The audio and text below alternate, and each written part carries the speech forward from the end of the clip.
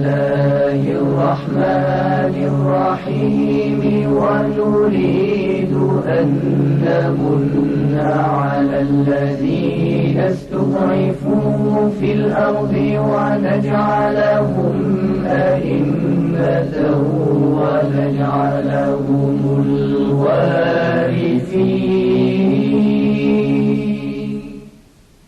بسم الله الرحمن الرحیم. الحمد لله رب العالمین ولا حول ولا قوة الا بالله العلی العظیم. السلام علینا وعلى عباد الله الصالحین. اللهم كل وليك الحجة ابن الحسن صلواتك عليه وعلى آبائه في هذه الساعة وفي كل ساعة وليا وحافظا وقائدا وناصرا ودليلا وعينا حتى تسكنه أرضك طوعا وتمتعه فيها طويلا واجعلنا من أعوانه وأنصاره وشيعته ومحبيه والمحامين عنه والمستشهدين بين يدي إن شاء الله. قال علي عليه السلام: اضربوا بعض الرعی ببعض یتولد منه الثواب. میدانید که وجود مقدس مولای ما حضرت امیرالمؤمنین علیه السلام یک کتاب بسیار مشهور دارد به نام نهج البلاغه. کتاب دیگری هم از این بزرگوار، از مجموعه فرمایشات حکیمانه این بزرگوار، به صورت کلمات قصار در دست امروز که حتما باش آشنا هستید و اگر در منزل ندارید این کتاب رو تهیه کنید، به نام قرر الحکم و درر الکلم. قرر الحکم در برگیرنده 10,760 کلام کوتاه از امیرالمؤمنین سلام خدا بر او باد. کلامی که اول سخنم ایراد کردم از همون کتاب بود و از همین بزرگوار. اضربوا بعض الرعی ببعض یتولد منه الثواب، یعنی سخنان و آراء گوناگون را به یکدیگر بزنید، آراء متخالف را و افکار متضاد را به یکدیگر بزنید.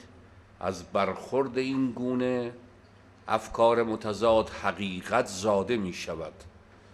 در فارسی تعبیر ما داریم میگن تنها به قاضی رفته خوشحال برمیگرده، چون در برابر او کسی نیست که سخنان او رو نقد کنه و جواب بده. این ضرب المثل فارسی در این کلام امام علیه السلام متجلیه. هر کس بخواد راجع به آیین خودش، مذهب خودش، مرام خودش سخن بگه، وقتی تنها بگه حتما راضی خواهد بود. اما اگر مخالف در برابر او باشد و مخالف هم در برابر سخنان او سخن بگوید، وقت این دو تا مطلب به هم برخورد پیدا میکنن و آن کسی که شاهد و ناظر است و میشنود و میبیند حقیقت رو از این برخورد دوگونه فکر دریافت خواهد کرد. به هر حال ما 2 جلسه درباره اهل حق صحبت کردیم براتون، امهات مطالب و اعتقادات اینان رو براتون عرض کردیم. امروز انشاءالله به عنوان آخرین جلسه‌ای که درباره اهل حق ما سخن میگیم، کلام رو تلاش میکنیم جمعش کنیم، ولو همه حرفا به تفصیل گفته نشه اما به هر حال به اجمالش گفته شود. یکی از کارهایی که اهل حق انجام میدهند بحث جمعخانه شونه یا جمع خانه. اهل حق عمدتاً مسجد نمی روند. شاید دیده باشید شما اگر ببینید در داخل مساجد افرادی که مشخصن اینها که این سیبیلاشون فوق العاده کلفته، یعنی از همه فرقه های صوفی سیبیلاشون کلفتره، اینا کمتر در مسجدها حاضر می شوند.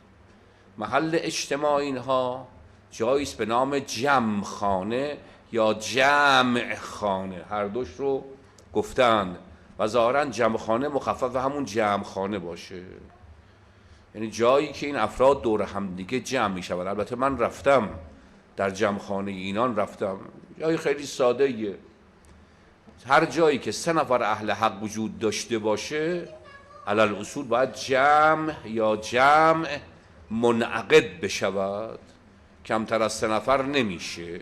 یه محلی باشه 2 نفر باشن اونجا جمعخانه منعقد نمی شود. اما اگر که 3 نفر باشن، حداقل 3 نفر باشن، اونجا جمع یا جمع منعقد می شود. یکی از کارهایی که سلطان سوهاک انجام داد که با نامش آشنا هستید و در نظر حضرات از آقا علی ابن ابی طالب و مقامش بالاتر، خاطرتون باشه جلسه قبل خوندیم این عبارت نورعلی الهی رو که میگه به نظر من مقام سلطان از علی ابن ابی طالب هم بالاتره. حالا به هر حال ایشون یکی از کارهایی که انجام داد این بود که برداشت 11 خاندان برای اهل حق درست کرد. اینا به عنوان سادات اهل حق معروفند، خاندانهای 11 گانه.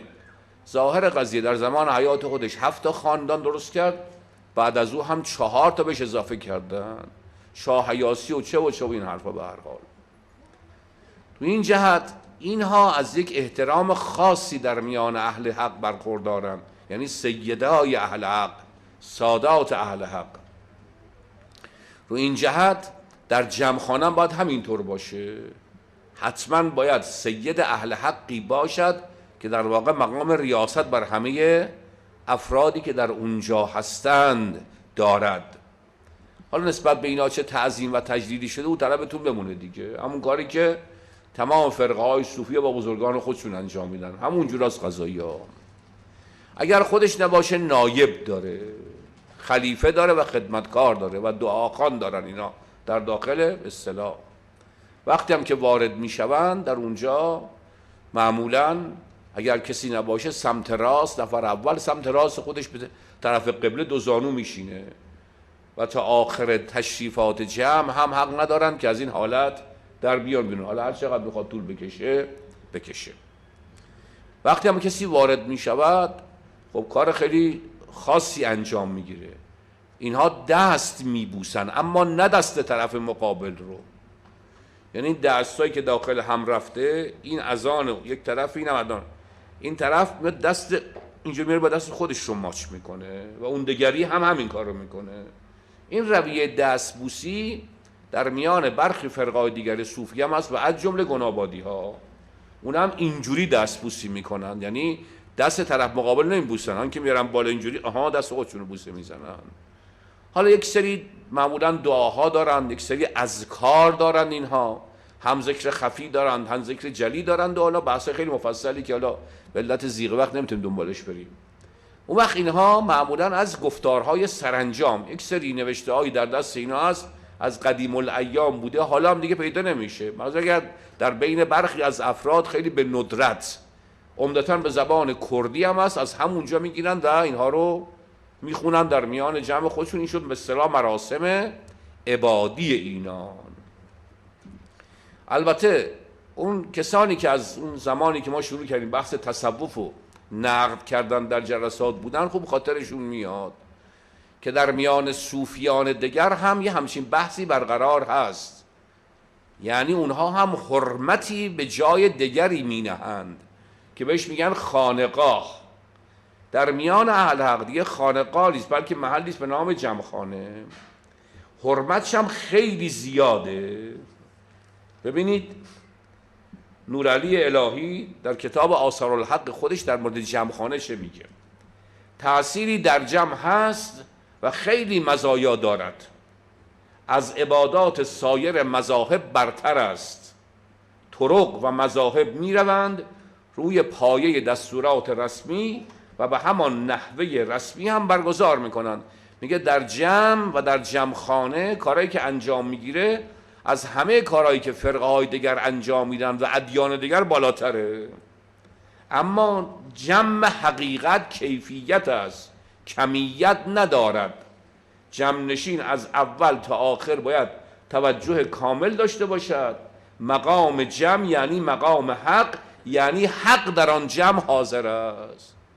خود خدا اونجا هستش دیگه. حالا اینجوری حرفا رو میزنن که این بندگان خدای صاف ساده ای که بلد نیستن اصلا جمع و چطوری هم می نویسن، اینجور تشویق و ترغیب می شوند که سراغ جمع و جمعخانه بروند و در اونجا دور همدیگه جمع بشوند. توجه کردید؟ چرا؟ چون آقای نورعلی الهی فرمودن که کیفیتی که در مکتب حق هست و اهل حق هست در هیچ مذهب دیگری وجود نداره، چون در جمعخانه خود خدا هم حاضر میشه. به این ترتیب میبرن خلاصه و مردم را به سوی خیلی حرفای دیگری که البته آخرش معلومه چیه. آخر کار این است که به هر حال باید ما زندگی خودمون بچرخه. اون ته کار برای بزرگان همشون همین داستان هستش. دیگر از اموری که در میان اهل حق خیلی رواج داره نذر اهل حق هست. نذر کردن. اینا به صور گوناگونه نذر میکنن برای جمعخانه، البته عمدتاً اونجوریه. یکی از انواع نذرهایی که میکنن نیازه. این کلمه خیلی جالبه، نیاز. میگن حداقل هر هفته یک بار یک بسته نبات رو خدمت سید اهل حق ببر. این البته عنوان مقدمه کاره، با خضوع و خشوع هرچه تمامتر. و بعد هم نیازهای اینا بسته به اینکه میزان تمکن مالیشون چجور باشه، از گاو گرفته تا گوسفند و تا بز و تا خروس و تا دیگر رده های دیگر، این نیاز براشون فوق العاده اهمیت داره. فوق العاده. اهل حق میگن ما نماز میخونیم، اما راست نمیگن. نماز خواندن در میان اینها حالت استحبابی داره، حالت وجوب نداره. از نامه‌های سرانجامی که از قدیم الایام تا حال به یادگار مانده این مطلب کاملا روشن میشه که اگر کسی نماز نخواند اشکال نداره، اما باید نیاز بدهد. این نیاز یعنی تقدیم هدیه و پیشکشی. لذا درسته میگم ما نماز میخونیم، اما اگر در میانشون بچرخی نمازخوان به عدد انگشتان دست پیدا نمیکنی. این نه از آن باب است که مثل بعضی شیعه یا مسلمانای قائل نمازن، نه، اصلا برای این نماز نقش وجوبی قائل نیستند. خواندیم نخواندیم هم نخواندیم. در میان عوام هم یک مطلبی است به عنوان ضرب المثل، میگن نماز 2 رکعت بود اونم مولا علی خوندش، دیگه برای ما چیزی باقی نذاشته. لذا نماز واقعا نمیخونن. دکتر سعدی خدا از گناهانش بگذره، البته یک زمانی شهری به نام ایلیچی از اطراف تبریزه. خود دکتر سعدی هم غلام حسین سعدی هم البته تبریزی بود، خب ماتریالیست بود و خب وضع خاصی داشت، البته پزشک هم بود. او وقتی رفت تو اون طرفا از حالات اهل حق برامون نقل میکنه، چون ایلیچی تبریز تقریبا اکثر شهر اهل حق. اگه رفته باشین دیدین اونجا تو خیابونا عمدتاً سیبیل در سیبیل حرکت میکنند و میروند، سیبیل های بلند و کت و کلوف. خلاصه شهر عمدتاً در تصرف اهل حقه. اونجا عبارتی رو میگه، حالا شاید در اونجا دیده و در جاهای دیگر هم بررسی کرده باشه. میگه شراب خوردن در نزد اهل حق ممنوعیتی نداره، حتی در سر سفره های خودشون هم اینها ممکنه شراب رو بگذارن، خصوصا اگر مهمانی بر اونها وارد شود. به عنوان تکریم مهمان، تعظیم مهمان، براش خلاصه شراب رو میگذارن. یعنی نماز رو نمیخونن، اما سر سفره هاشون شراب موجود هست.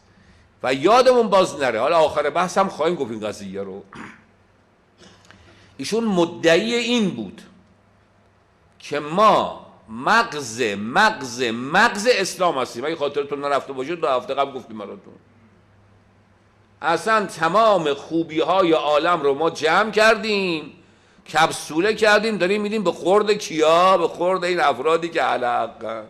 ما مغز اسلامی. و یه دفعه مغز اسلام در میاد بیرون چی کسی که میگه نماز نخوندین اشکال نداره و سر سفره‌های غذاتون شراب آماده باشد اشکال نداره، بلکه اصلا مستحسن و مستحب به این قضیه. بنابراین نیاز در میان اهل حق یک نقش خیلی خیلی بالایی بازی میکنه. گفتن اگر نماز نخواندی نخوان اشکال، اما نیاز رو باید حتما بدی. نیازم جهتش خیلی روشنه. اونایی که این داستان رو در میان این بدبخت های بی سواد عامی جاهل، این که میگم نه اینکه خیال کنه دارم شعار میدم، من شاید نزدیک 30 سال من با اینا مشهورم، 30 ساله. شما برو سراغ هر کدومشون، من رفتم این کارا رو کردم. بپرس اصلا اعتقاد شما چیه؟ میگن نمیدونیم. ما نمیدونیم. پدر مادرمون علی حق بودن، ما هم هستیم. تظاهر عمده ما هم گهگاه جمع شدن در جمعخانه است، همین و همین. از اهل حق بودن همین رو میدونن. ریشه کدومه، تاریخچه چیه، سلطان سوها چه مقامی داره، شاه خوشین چیه، بابا قرمزی کدومه، بابا یادگار کدومه، اینا هیچی و هیچی. همینقدر دست بسته مطیع و تسلیم. یعنی همینقدر که در داخل جمعخانه به اینا گفته بشه حق ندارید با کسی تماس بگیرید، حق ندارید با کسی مطالبتون در میان بگذارید، حق ندارید بحث دینی کنید، اصلا کار تمامه. یک برنامه عجیب نظامی و دیکتاتوری در میان حضرات از اون سرش ناپیدا. رضا طرف امروز باید صحبت کرده، قرار برای جلسه بعدم میذاره، جلسه بعدم نمیاد. نه اینکه اون نمیخواد نیاد، بلکه از طرف تشکیلاتشون به این دستور داده میشه که اصلا حق نداری بری با کسی بحث بکنی، تو اصلا مأمور به این کار نیستی. حال نه اینکه میگن تو بحث نکن چون سواد نداری، هیچ کدومشون بحث نمیکنن. هیچ کدوم. یعنی بعد از چی دفاع بخوام اندازه بخوام بحث بکنن؟ از چه مطلبی میخوان دفاع بکنن؟ روی این جهت نماز خوندن ولش کن. خب پس ببینید اعتقادات چجوری باید میسته. اول حلول، یعنی خدا در هر دوره‌ای در بدنی از عبدان وارد میشود، گفتیم براتون. دوم بحث دون بدون شدن یا تناسخ، اینا مسائلی است که مطلقا در قرآن جایگاهی نداره. نه جایگاه نداره، بلکه قرآن دقیقاً خلافش حرف میزنه. این امور هست. نماز داستانش اینجوریه. خب حالا داستان روزه چطوریه؟ بازم عرض میکنم کتاب برهان الحقی که برهان الحقی که نورعلی الهی نوشته، خب به صورت خیلی علنی این چاپ شده. این برهان الحق رو شما بگیرید بخونید، میگه بابا اینا که چیزی نمیگن، که اینا هم همون اعتقادات اسلامی شیعی رو دارن، یه ذره در مورد علی ابن ابی طالب دارن قلوب میکنن. از برهان بیش از این دست شما نمیاد. خب طبیعی است. این برهان کتابی است که برای عامه مردم گفته شده است، برای همه مردم، هم از اهل حق و یا اهل ناحق به قول اینا. اما اگه کسی بخواد بدونه واقعا قضیت چه قراره، واقعا اعتقادات درست اینها، اون صاف اعتقادات اینا کجاست، باید حتما با آثار الحق مراجعه بکنه، به شاهنامه حقیقت مراجعه کنه. اونجا صاف و بوسکنده گفتن. چون در آثار الحق نورعلی الهی ورداشته چیکار کرده؟ اطرافیانشو جمع کرده توی جلسه خصوصی، اونجا حرفاشو زده، حرفایی که بعد بزنه زده همه رو. بعدم یه نفری که احتمالاً پسرش بهرام بوده براش اینا رو جمع آوری کرده نوشته. اینا در جمع خصیصین بیان شده. شما تفاوت رو کاملا مییابید بین یک جمع خصوصی و بین کتاب عمومی. لذا در برهان الحق خیلی ساده ما نماز میخونیم. ما کی گفته ما نماز نمیخونیم؟ کی گفته ما علی رو خدا میدونیم؟ اونجا شدیداً داره داد میزنه. کی گفته ما روزه نمیگیریم؟ ما یک روزه داریم، روزه 30 روزه است. 30 روزه. من گمان ندارم، به زر ثقاته دارم میگم، یک نفر از اهل حق الان پیدا بشه که یک ماه رمضان رو تمام روزه بگیره. یه نفر برای نمونه. این نه به این عنوان که میخوان فرمان خدا رو اطاعت نکنن، نه اینجور نیست.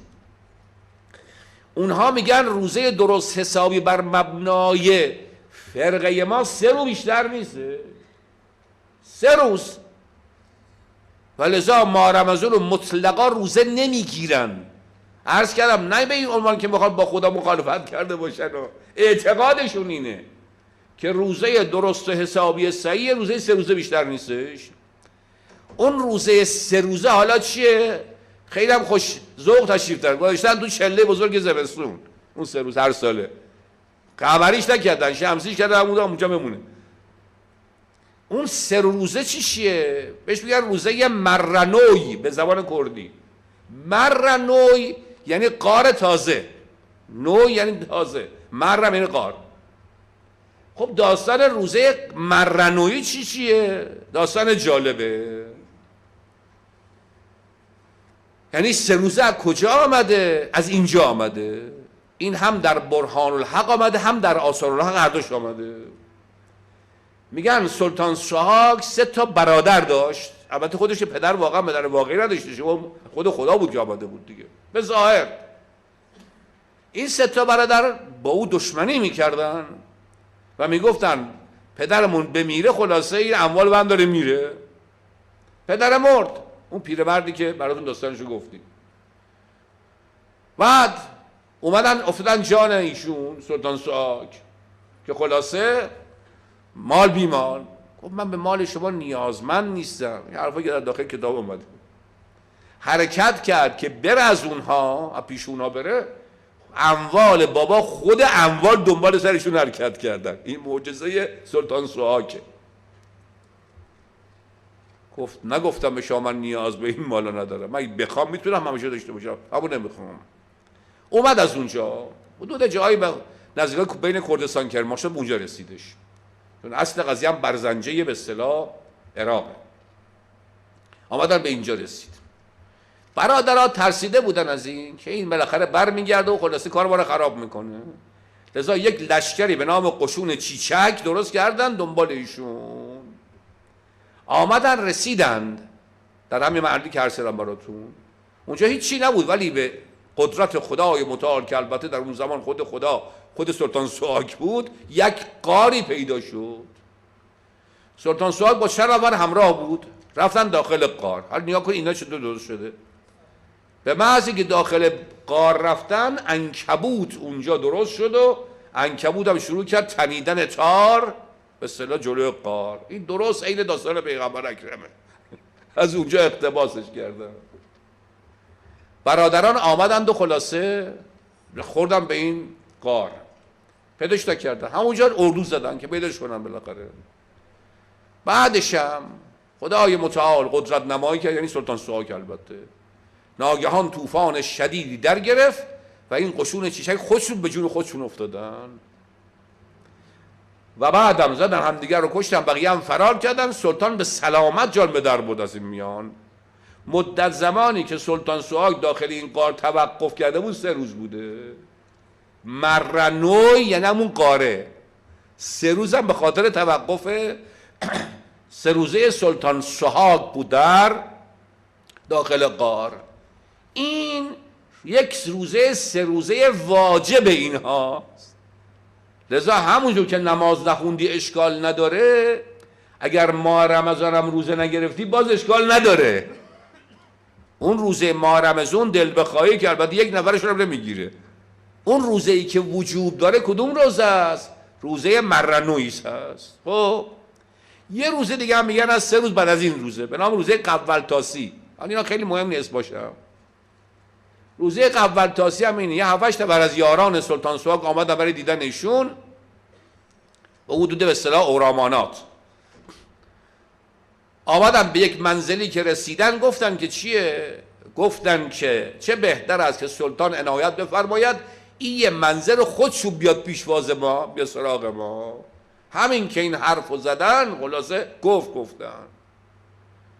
برفی شروع کرد باریدن و اینا در زیر برف هر 7 نفرشون مدفون شدند و مردن. سلطان تشریف فرما شد. خب اینا چون علاقمند به سلطان بودند و مشتاق لقای ایشون بودند و به خاطر ایشون رنج سفر رو بر خود تحمل کرده بودند، لذا سلطان توجهی کرد و این 7 نفر مجددا زنده شدند. مدت زمانی که این یاران صدیق سلطان زیر برف مانده بودند شد 3 روز. این روزه به نام روزه قولتاسی معروفه. قولتاس با قاف و واو و لام و قای مؤلف و سین و یه. قولتاسی به این اعتباره بهش میگن روزه مستحبی. حالا نگاه کنید، نمازت که نماز اسلامی نیست، روزت که روزه اسلامی نیست. حالا حجتون کدام است؟ سلطان سوهاگ وقتی به طرف اورامانات رودخانه سیردان، اونجا برنامه‌های تشکیلاتی اهل حق رو سلطان سوهاگ عمدتاً درست کرده. البته اولا شاه خوشین، بعد سلطان سوهاگ. در این کتابی که باهاش آشنا هستین، شاهنامه حقیقت، با 8 نفر نشسته داره مشورت میکنه.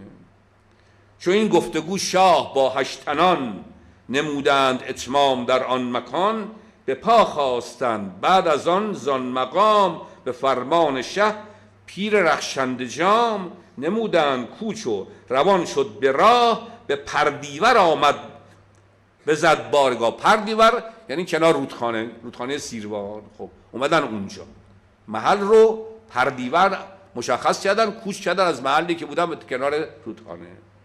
در آن جای حالا که آن قبله است، برای یارسان خانه کعبه است. یعنی خانه‌ای که سلطان سوهاگ درست کرد در کنار رودخانه سیردان، در محله اورامانات بین کرمانشاه و کردستان، اونجا الان برای اهل حق شد چی؟ شد قبله، شد کعبه. لذا حج حضرات هم به این ترتیب اینجوری میشه. حج حضرات چه میشود؟ حج حضرات این میشود که بروند اون خانه کنار رودخانه رو زیارتش بکنن، به این ترتیب میشن حاجی. حالا کدوم قسمت حرف اینا با کدام قسمت حرف اینها با مطالب اسلامی و با قرآن کریم مطابقت دارد، این رو من نمیدونم. یه صلوات محبت بفرمایید.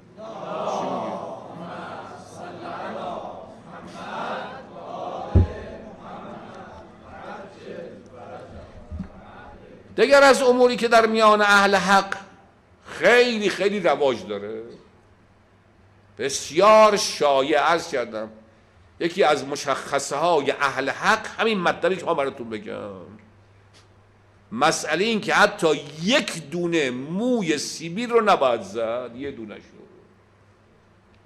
یعنی گناه کبیره است که از او اکبر گناه وجود نداره. لذا سیبیلا در رفته، 30 رفته 40 و 50 و 60 و 100 بیل شده از خلاصه. ببینید حالا افرادی که این پمپ بنزینا نوعا هستن از اینا، سیبیلا خیلی خلاصه کت کلفته. خب هی خواستن هم توجیه بکنن. اولا برای که حالا به همش حرف اینا رو نزده باشی، در زمینه زدن سبیل یعنی کوتاه کردن و شارب به اصطلاح یا بلند کردن آن، ما روایات فراوان داریم. چون این مشکل رو ما با دیگر فرقه های صوفی هم داریم، روایات ما دقیقاً خلافی رو میگن. حق هم همین است. نگاه کنید، عن علی عن اخیه، شاید علی ابن الحسین باشه، قال سألتو عن عقد الشارب السنة هو، قال نعم. آیا زدن و کوتاه کردن شارب از سنت های پیغمبر اکرم هست؟ فرمود آری. خب امام صادق از پدران بزرگوارش از پیغمبر نقل میکنه.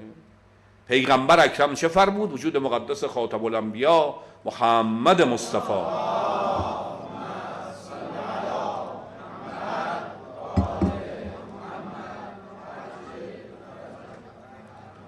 لیأخذ احدکم من شاربه و شعر الذی فی انفه.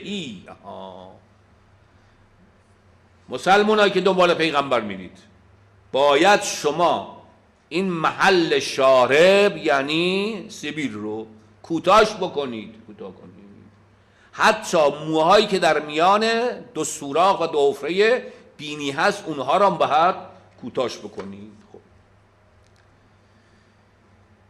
عن ابی عبدالله علیه السلام، امام صادق، تقلیم الاظفار و اخذ الشارب من الجمعه الى الجمعه امان من الجذام. یعنی ناخون گرفتن و کوتاه کردن سبیل. این انسان رو از جذام، البته هر هفته این کار باید انجام بشه، انسان رو از جذام به دور می‌دارد. باز میریم سراغ روایات دیگر. قال ابو عبدالله علیه السلام، امام صادق: من قلم اظفاره و قص شاربه فی کل جمعه ثم قال بسم الله و علی سنت محمد و آل محمد اللهم صل علی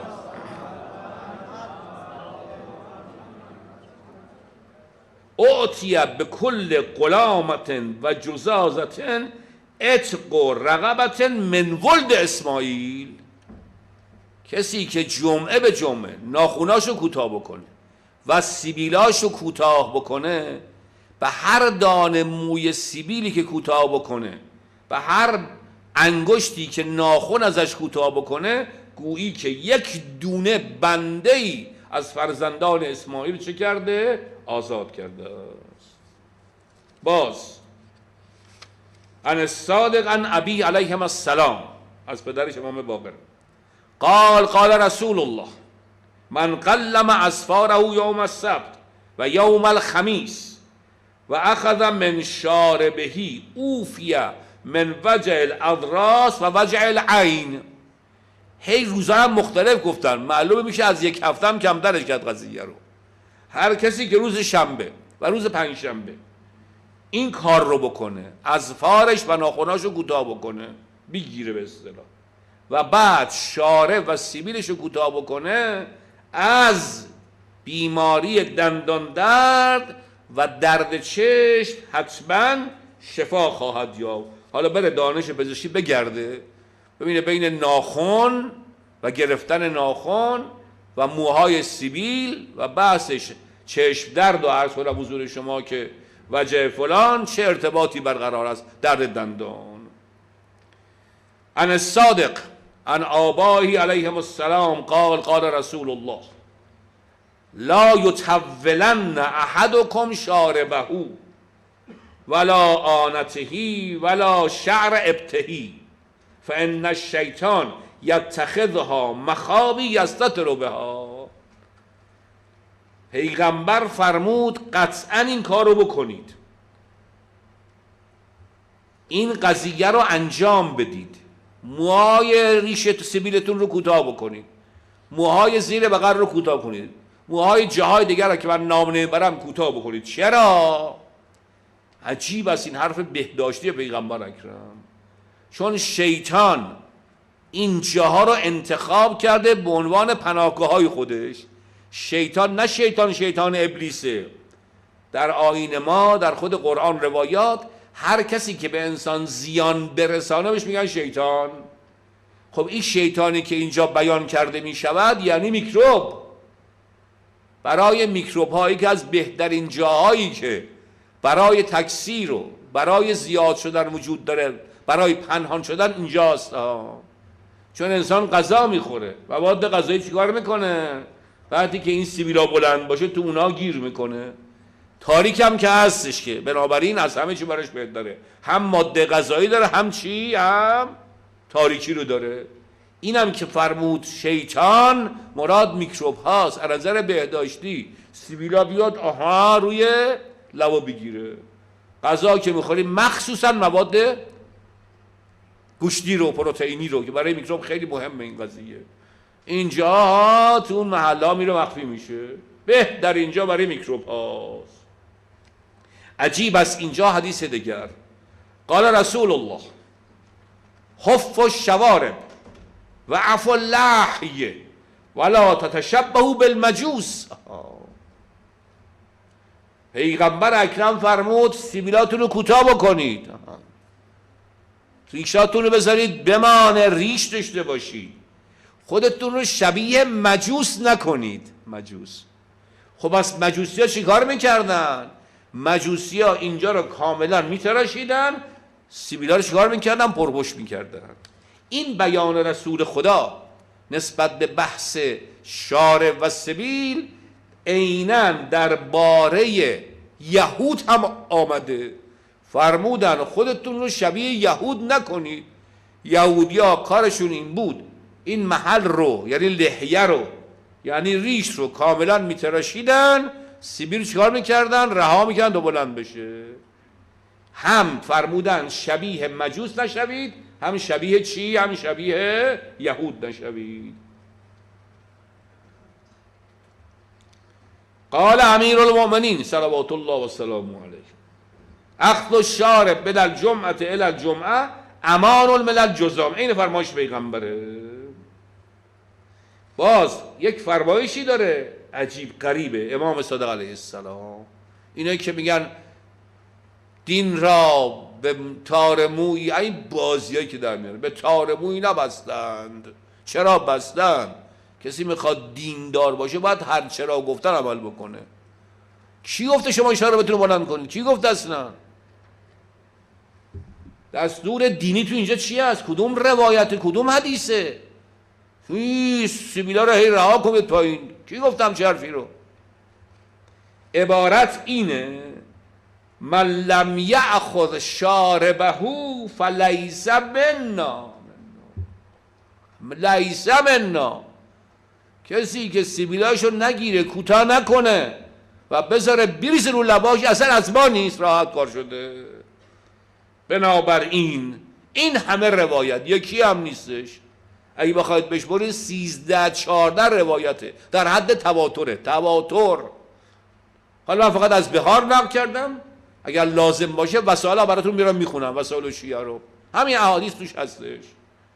پس بنابراین در آیین مقدس ما این که شما رها کنید شارب را و بعد بیاد رو به اصطلاح لبهاتون رو بگیره، این کار از نظر شرعی هیچ وجهی نداره. به ما گفتن کسی این کار رو بکنه، البته همراه با کار دیگر، یعنی ریشه رو کاملا بزنه، این عین مجوس است، عین یهودی است، این مسلمون نیست. امام هم فرمود فلیس منا، از ما نیست. حداقلش این که بگیم شیعه نیستش، یه حداقل ماجرا. مقابل اینها و مخالف این حرفا حضرات آها سیبیلا رو رها میکنن تا چقدر عرض کنم براتون. حالا چرا؟ آقای نورعلی الهی که وکیل دعاوی هم بوده، چون یه مثال خیلی معروفی است، میگن وکیل ها حرف مفت میزنن اما مفت حرف نمیزنن، بلد بوده مفت حرف بزن. ایشون توجیهاتی داره، توجیهاتش برای اینکه این سیبیلا پرپشت بمونن اینه، میگه در جنگ صفین بین مولا و امیر المؤمنین و لشکر معاویه، خب جنگ بود، اون نامردها شب به شب می آمدن شبیخون می زدند به لشکر حضرت علی بن ابی طالب علیه السلام. امام اهل این کارا نبود، برای آن که در جریان شبیخون که اونا حمله می کنن افراد و یاران مولا علی همدیگر رو به جای دشمن نگیرن تو تاریکی، بهشون فرمود چی بکنید؟ سبیل بذارید، سبیل بگذارید تا اینکه از به اصطلاح شر اونها محفوظ بمانید. این حرف نه برهان داره، نه سند داره، نه مدرک داره، هیچ. علی ابن ابی طالب فرمود، داره میفرماید سبیلاتون رو کوتاه کنید، این فرمایش اوست. حالا مقابل او فرمایش اوشون فرمودن که امام فرمود در خلاصه یاران من سبیل بذارن که گرفتار شمشیرهای اهل بغی و ظلم و ستم و لشکر معاویه نشود. او کجا برهانه؟ دلیل اون مطلب کجاست؟ یکی اینو گفتن. مطلب دیگری که عنوان کردن اینه، آقا علی علیه السلام داشت پیغمبر رو غسل میداد بعد که پیغمبر از دنیا رفته بود. در آب غسل پیغمبر مقداری اینجا تو محل ناف پیغمبر جمع شده بود. آقا علی همونطور که غسل میداد این قسمت به اصطلاح لبهاش با آب غسل پیغمبر تماس پیدا کرده، لذا به حرمت این قضیه علی علیه السلام سبیلاشو ول کرده و از یارانش هم خواسته و از شیعیان خواسته که سبیلا رو چه بکنن؟ سبیلا رو رها بکنن. اینا یه بحث های عرض کردم، یک دونش هم دلیل نمیخواد، یک دونش. اما در آثار اهل حق کوتاه کردن سبیل خیلی خیلی گناه عظیمی است. یه شعری است به زبان ترکی در میان اهل حق که فارسیش البته کردن، من عیناً براتون بخونم. یه صلوات بفرستید.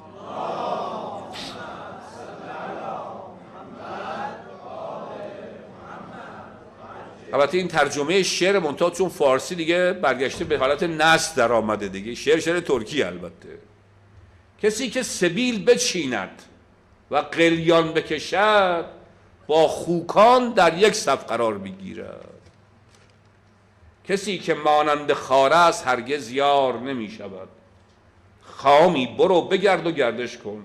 قلیان مانند خوک و سگ است. البته این بد نگفته، واقعا قلیان چیز خطرناکیه، اینجا باید انصاف داد دیگه.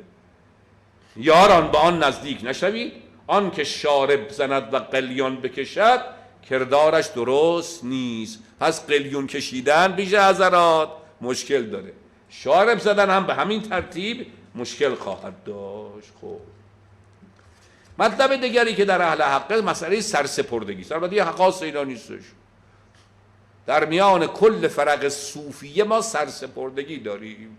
سرسپردگی انشاءالله در آینده که زنده ماندی بحث رو در مورد فرقای دیگه کردیم، خواهید دید که همشون همینجوره. دلیل هم داره. اگر کسی بخواد بره داخل این فرقا بشه، در برابر بزرگانی که در اون فرقه وجود دارن تسلیم محض نباشه، هدف بنیانگذاران این فرقه ها قطعا تامین نمیشه. تعبیری که دارن اینه: در برابر بزرگتون، پیرتون، مرشدتون، بلخص خطبتون باید کلمیت بین یدی الغسال باشید. مرده رو دیدین؟ حتما دیدین.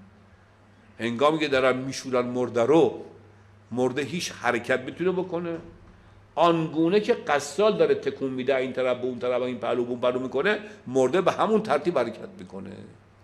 سرسپردگی نورعلی الهی تأکید داره، اونم تأکید داشت، دیگران همه گفتن این قضیه رو. هر فردی از اهل حق، این که ذکور باشه اناث باشد، باید سرسپرده یکی از سادات اهل حق بشود.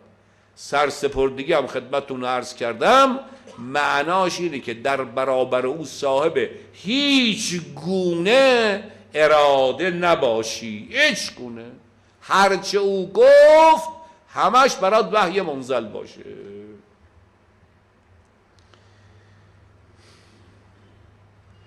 برای چی عرض کردم؟ انشاءالله اگر خودتون این حالا توفیق براتون پیدا شد، با این فرقه آشنا شدید، یه بررسی در زمینه اقطاب و مرشداشون بکنید، براتون روشن میشه قضیه که اینا آنچه میگویند برای گرم کردن بازار خودشونه، آنچه میگن برای دوشیدن از و لا غیر. مردم عوام کل انعام رو به زیر خرقه ببرن، بعدم اینها رو مسخشون بکنن که کلام هیچ کس رو هم قبول نکنن. تمام زندگی این آدمی که زیر بلیت اینها رفته در اختیار حضرات قرار میگیره. این یک جادویی است که حضرات انجام میدهند و خلاصه کار اینه. و ببینید عبارتی که نورعلی میگه، مراد از سرسپردن چیه؟ منظور از جمله سرسپردن سردادن به راه حق و جان و هستی خیش تسلیم نمودن است.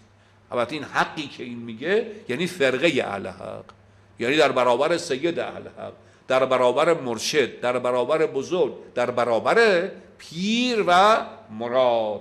سرسپردگی معناش اینه که اصلاً در برابر اونها تو صاحب هیچ نوع اراده و اختیاری نیستی، مطلقا و مطلقا.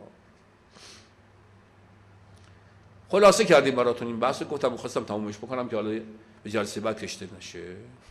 اما نکته‌ای که در این قسمت از بحثمون لازم تذکرش، ما نحوه سلوکمون با اینا باید چطور باشه.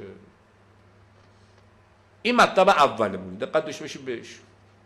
اونایی که میخواد تو این وادی‌ها وارد بشون، خدا بهتون توفیق بده. نحوه ورود در این وادی ها چیه اولا و ثانیاً چگونه باید با اینا برخورد داشته باشیم ما. نحوه ورود شرط اولش اینه باید بدانیم که اینا چی میگن. این اولیش باید بدانیم نقاط اختلاف ما با اینا چی است که این بنده خدا تصور میکنه مخ شیعه رو گرفته شده اهل حق. بدانیم کجا با همدیگه ما استکاک پیدا میکنیم، کجا با همدیگه تصادم و برخورد پیدا میکنیم. این نکته اول. پس دانایی و دانش، معارف شیعی را بدانیم، معارف قرآنی را بدانیم و بعد از مسیر دانستن این معارف که به عنوان میزان به کار برده میشه حرفای حضرات را باید نقدش بکنیم. این هم حرفای حضراته. بسیاری از جاها عنایت داشتید که اینا با همدیگه هیچ قابل جمع شدن نیست. کعبه قبله‌ای که خدای متعال برای ما قرار داده است. ان اول بیت وضع للناس للذی ببکة مبارکا و هدی للعالمین. با خونه‌ای که آقای سلطان سعای درست کرده در کنار رودخانه عرض کنم که سیردان به نام پردیور با هم دیگه فرق میکنه، دوتا یکی نیستش. نماز 17 رکعتی واجب است و ستون دین ماست. این حضرات نمیخوانند و میگن نماز نخواندی نخوان، به جای نماز چه کن؟ نیاز بده. روزه 1 ماه رمضان شد نشد ولش کن. اما به جای اون روزه ما روزه آوردیم. اون روزه کدامه؟ روزه 3 روزه است، مرنوی، و روزه قول تاسی روزه مستحبیشونه. مکهشون اون شد، نماز این شد. داستان مسجد که اصلا فراری. شما کمتر اول به عمرم 1 نفر اهل حقی رو داخل مسجد دیدم که خودش آمده باشه. حالا ممکنه ختمی باشه، کسی آشنا باشه، یه وقتی به خاطر شرکت تو اون خطبه بیان تو مسجد ممکنه، اما بیاد اونجا مثلا نماز بگذاره، مثلا دعای کمیلی با دیگران بخونه. این حرفا مطلقا 1 دونه‌شون توی این مساجد شما پیدا نکن. حالا مسجد رو اسلام براش اهمیت و تقدس قائله. از حضرات سوال میکنیم این جمع خانه کار کیه اصلا؟ جمع خانه یا جمع خانه چه محلی از اعراب در اسلام دارستان؟ اینا بحث دیگرمونه. اینا بحث‌های کوچیکمونه، سرسپردگی هم جز همیناست. بحث‌های بزرگتر هم اینه که بحث دون بدون شدن، بحث تناسخ، بحث حلول، مسائلی از این قبیل، جهان بعد از مرگ، حساب کتاب، همه اینا تمام از مسیر حضرات داره زیر سوال میره. پس این نکات اختلافی ما با اینان هستش. پس اون رو باید بدونیم، این رو هم باید بدونیم. اما برخورد، شما باور کنید این که من دارم میگم بنابر 30-40 سال تجربه دارم باتون حرف میزنم. یکی از مهمترین مسائلی که برای یک فرد مبلغ اسلامی، این کار رو دارن دیگران میکنن متاسفانه، برای یک مبلغ اسلامی لازمه در برخورد با آرا و افکار دیگران این مسئله محبت کردن و مهر ورزیدن نسبت به آدمایی است که اینا از راه پرت شدن. این اولین شرط کاره. پس اولیش باید خودمون را آماده کنیم به اینها، به چشم افرادی که واقعا گمراه شدن. اینا که مخالف نیستن، که اینا که معاند نیستن، که اینا راه رو عوضی رفتن، یعنی بهشون راه رو عوضی نشون دادن، نمیخوادم لج بکنن.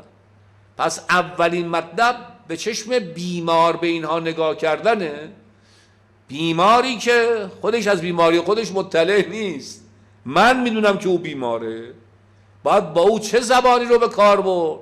زبان ملاطفت و ملایمت.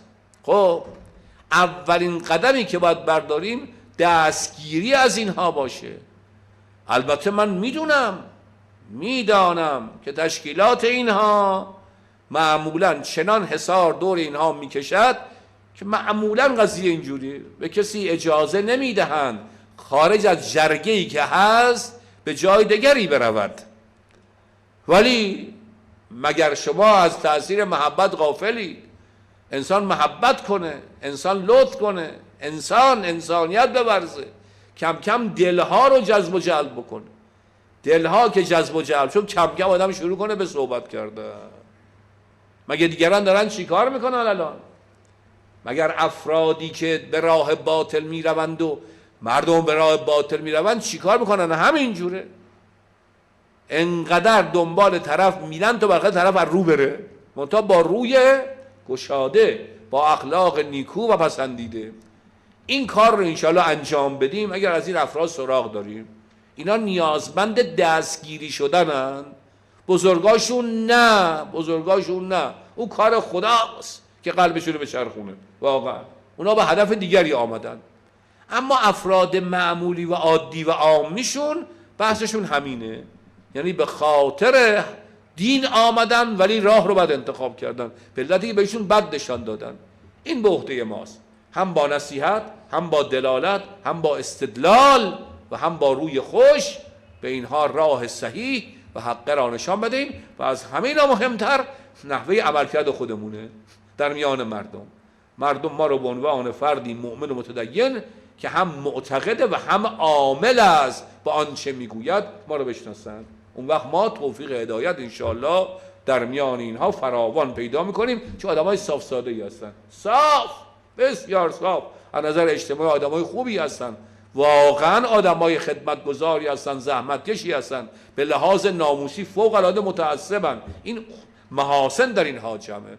از خدا بخوایم انشاءالله خدا توفیق درک مفاهیم صحیح دین رو به همه ما بده، اولا توفیق درک و فهم اعتقادات دیگران رو هم به ما عنایت بکنه و ما رو توفیق بده که دست دیگران رو بگیریم انشاءالله و به راه حقی که خدای متعال قرار داده است اونها رو ارجاع بدیم و سوق بدیم. و السلام علیکم و رحمت الله و برکاته.